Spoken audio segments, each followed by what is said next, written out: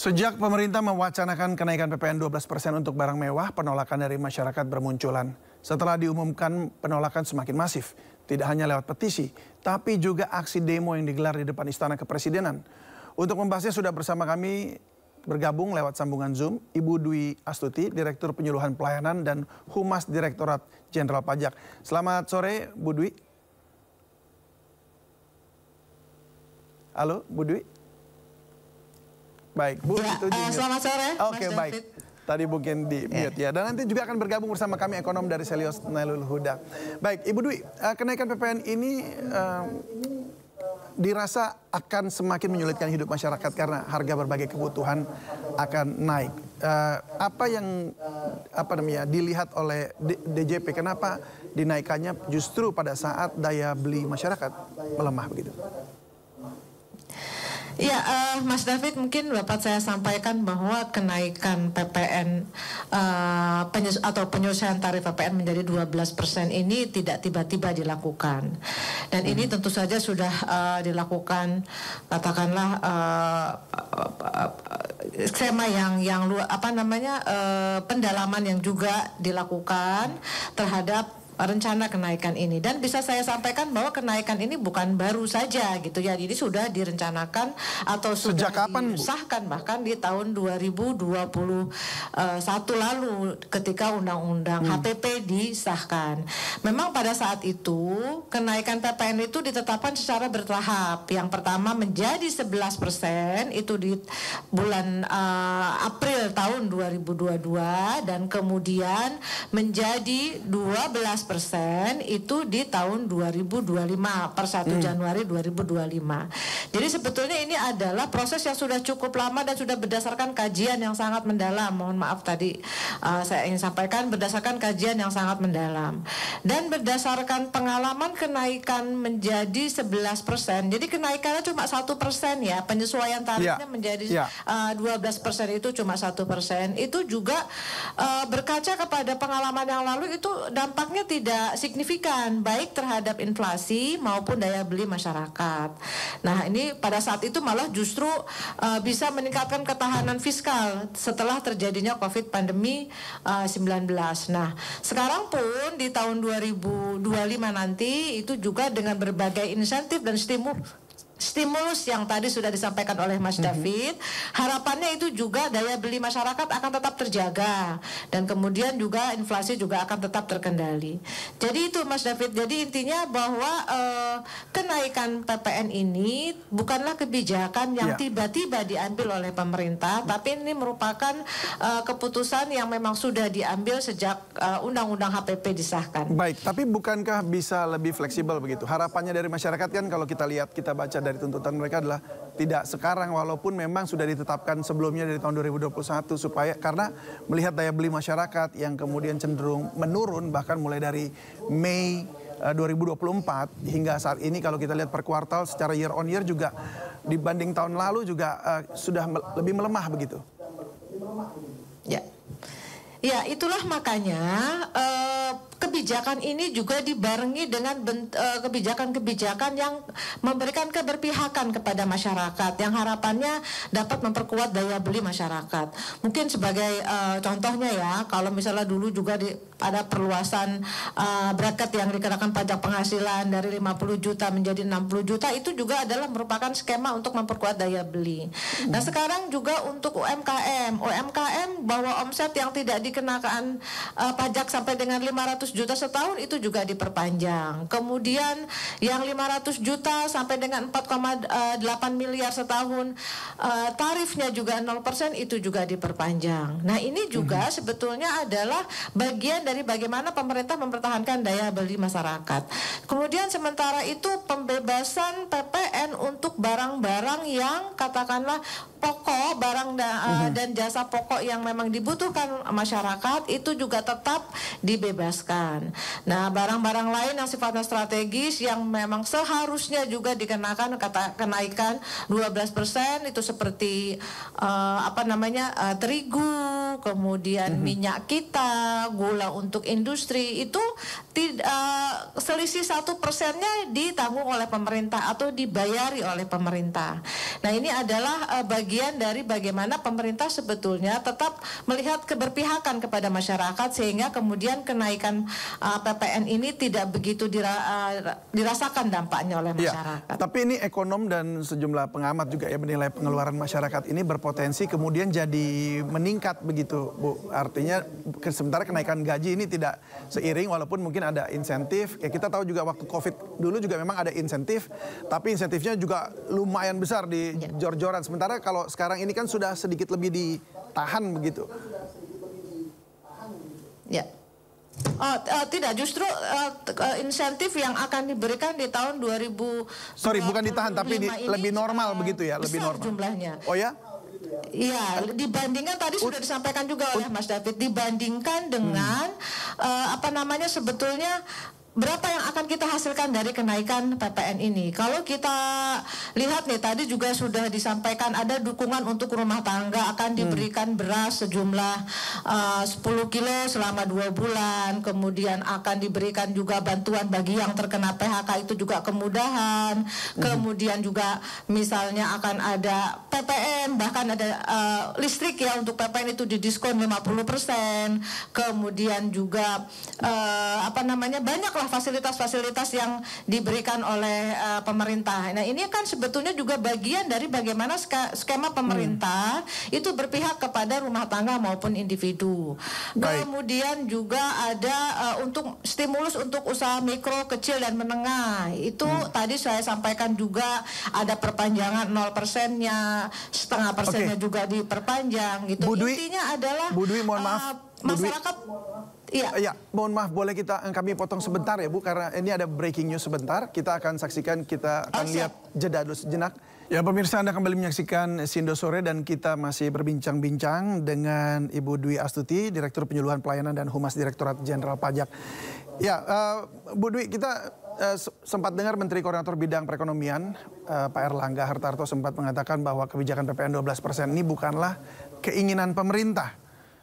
Hanya mengikuti dari undang-undang yang ada. Nah artinya apakah memang pemerintah maksudnya sebenarnya tidak sepenuhnya ingin menjalankan PPN 12% ini?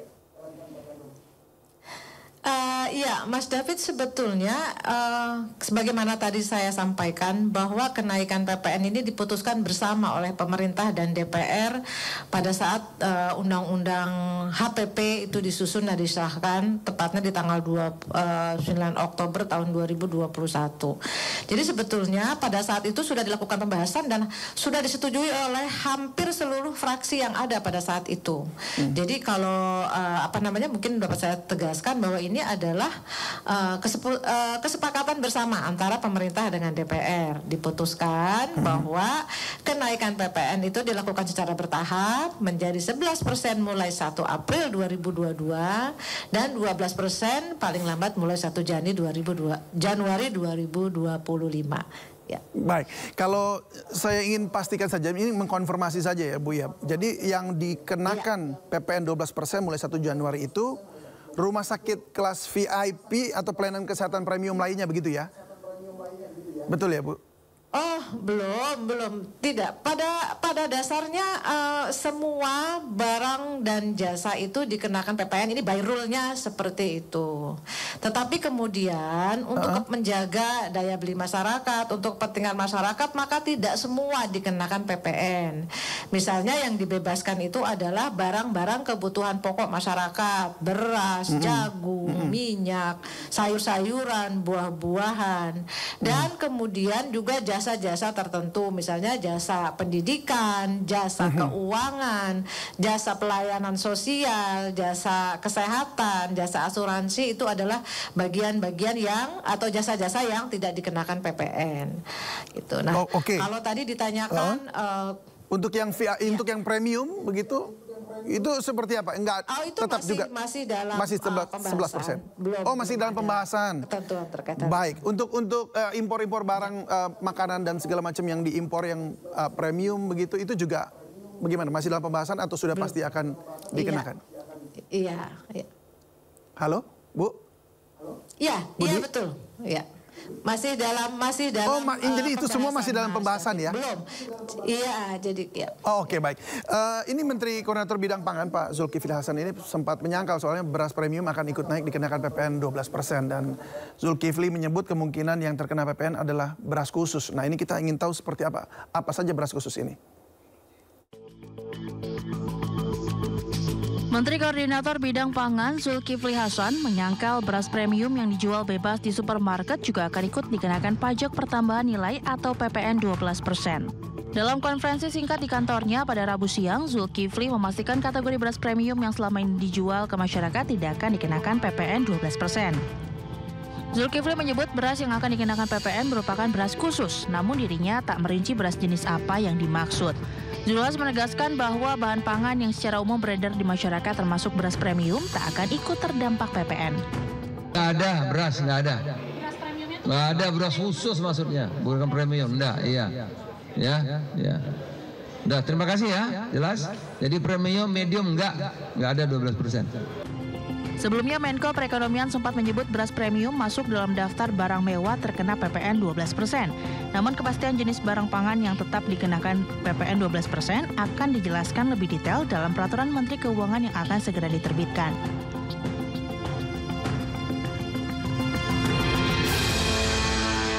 Ya, kita kembali ke Bu Dwi Astuti. Terakhir Bu, ini jadi beras khusus yang seperti apa yang kemudian terkena kenaikan PPN menjadi 12% Ibu?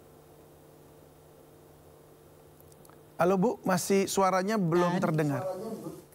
Iya, oh ya. Oke, baik. Ya, tadi sebagaimana disampaikan bahwa kalau disampaikan beras yang pasti sampai saat ini beras itu tidak dikenakan PPN. Kalaupun misalnya sekarang ada beras khusus itu mungkin beras yang bukan terbuat dari bukan dari gabah ya, misalnya shiratake gitu. Nah, itu shiratake itu kan sebetulnya bukan beras tapi seperti beras ya. Memang saat ini juga dikenakan kalau itu beras yang mungkin ada yang dimaksud oleh Pak Menteri beras khusus gitu ya.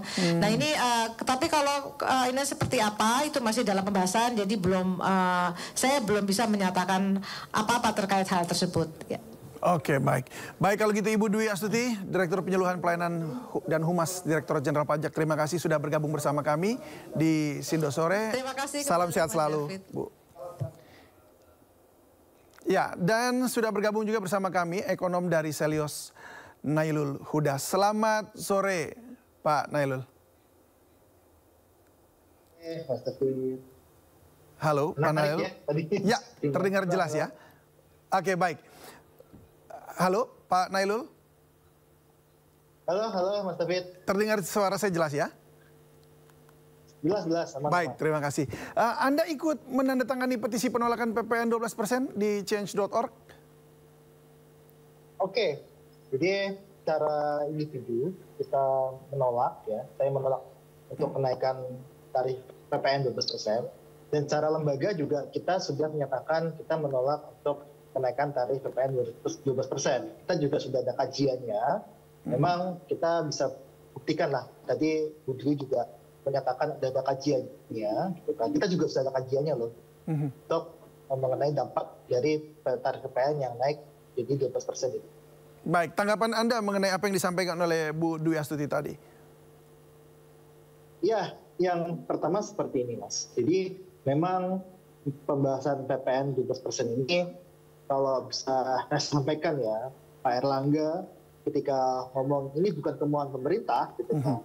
Ini memang sungguh bertolak belakang dengan apa yang terjadi di lapangan, di mana pemerintah lah yang memang bertanggung jawab secara khusus mengajukan itu kepada DPR sehingga terbentuklah undang-undang HPP.